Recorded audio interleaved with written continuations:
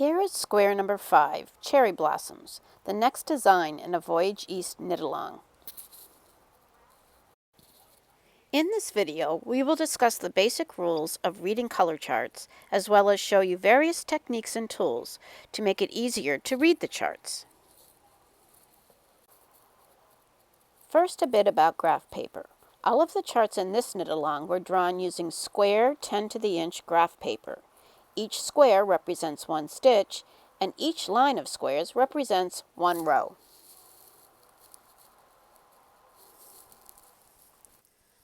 Now let's go on to reading the charts. Note that each chart begins at row 1. The designer used a long tail cast on to begin all of the squares. Then the first row is purled on the wrong side to make a smooth setup for seaming. This row, however, this purl row is not shown on the chart. So make sure that you read the instructions from the very beginning. You cast on with the color that is stated, and you purl that first row in that cast on color. Then you continue to work the chart. So now to the actual chart. Each square of the chart represents one stitch, and each line of squares represents one row. When you are working back and forth in rows, the numbers on the right-hand side are right side or knit rows and are read from right to left. So you're going to read the chart all the way across this way. And the wrong side rows, or the numbers that are on the left-hand side of the chart, are wrong side rows, and you read that chart from left to right as you go across your row. That's because you're going back and forth in your knitting. And if you know that you've finished with the wrong side row, you know that your next row has got to be an odd number row. And there's what I'm going to take you to next. You may find that some color charts use symbols to represent the different colors. For example, in this square, the pink might be represented as an X on the chart and a V for the gray. We have chosen to use colors and not symbols. All the colors used in these charts should come close to the colors of the yarn. However, if the color is very dark, black for instance, a lighter shade will be used in order to be able to see the black grid underneath and be able to count those stitches clearly. When working with the silk garden yarn, where there are multiple colors used from one skein, and the colors can vary a bit within the skein, the colored square may not match closely to the color of the yarn. However, the color key will reflect the actual color needed. So for example, here the number 47 is, I've chosen a medium gray to use for that color, but as you're knitting it, sometimes it may turn into looking a little bit brown, but just needed to, for clarity's sake, to just use one color. There are also times where you'll see two different colors in the stitch key. It's the same color number, but two different colors, because you're using maybe a turquoise in one section from that skein and maybe a black from another section of the skein. So just keep that in mind when you're reading the charts and looking at the color keys. And the white square is always color number 1. And as you know, that always has bits of color in it, but it's the lightest color, and it's used the most, I believe, in these squares, so that will always be the color number 1.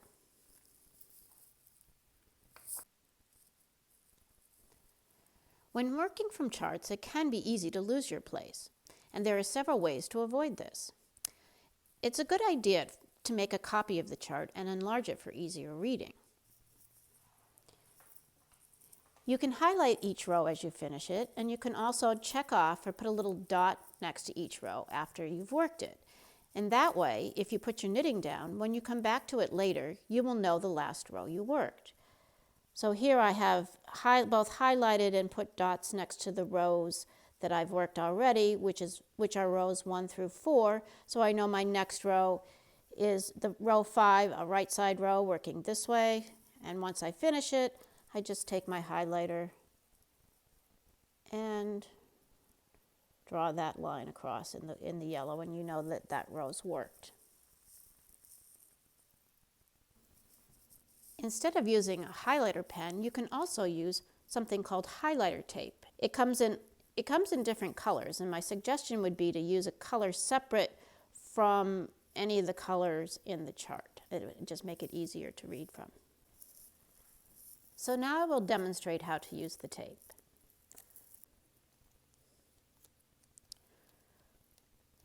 Once you've cut the tape, the width of the chart, actually a little bit wider than the width of the chart, you're going to lay it down over the last row that you finished. And it's clear see-through tape, but it's quite obvious which is the last row I finished. In this case, it was row 5, so that when I come back to knitting from the chart, I know I have to start with row 6.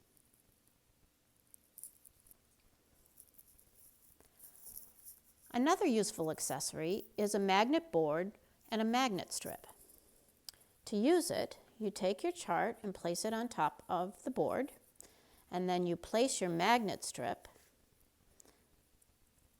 just below the row that you're working from, so that you can then read your chart right above the magnet strip. Now, some people like to put it above the row they're working on. So let's say I have finished here with row 11 and I want to do row 12.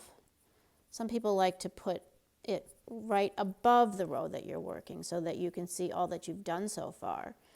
And then you would read across, well, this is row 11 right now. You would read across your row like that.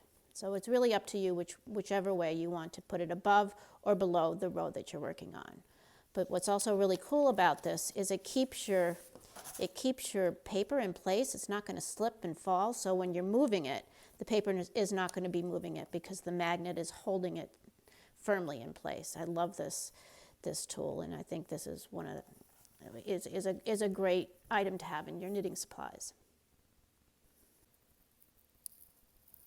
With all of these methods that I have just showed you, it is important to always remember to mark off each row as you complete it. Use any technique that works best for you. Happy knitting, and look for the release of Square 6 next month.